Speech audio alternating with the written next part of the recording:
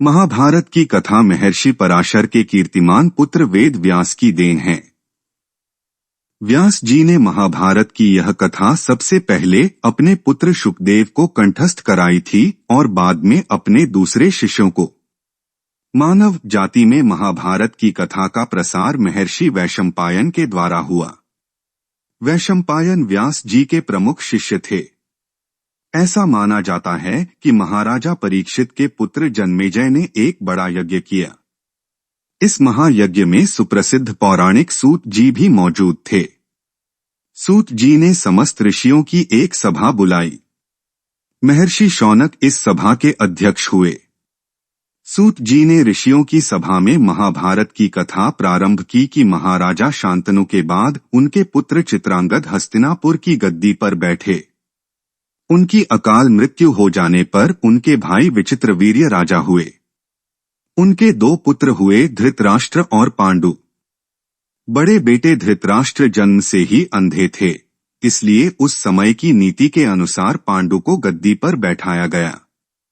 पांडु ने कई वर्षों तक राज्य किया। उनकी दो रानियां थीं, कुंती और माद्री। कुछ समय राज्य करने के बाद पांडु अपने किसी अपराध के प्रायश्चित के लिए तपस्या करने जंगल में गए। उनकी दोनों रानियां भी उनके साथ ही गईं। वनवास के समय कुंती और माद्री ने 5 पांडवों को जन्म दिया।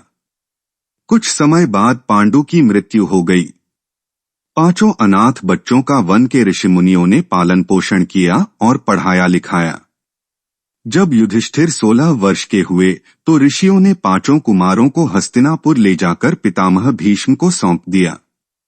5 पांडव बुद्धि से तेज और शरीर से बली थे। उनकी प्रखर बुद्धि और मधुर स्वभाव ने सबको मोह लिया था।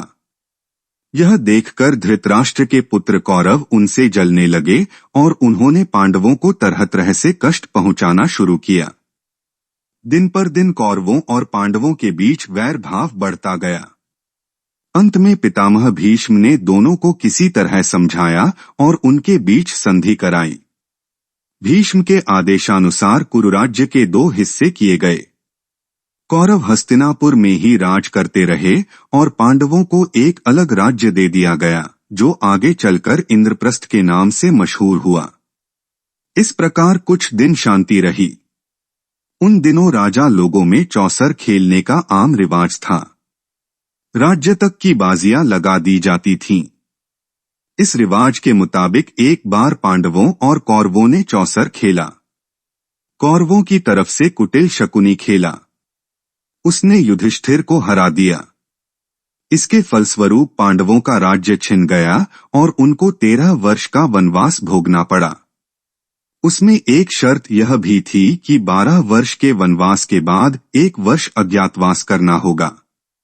उसके बाद उनका राज्य उन्हें लौटा दिया जाएगा।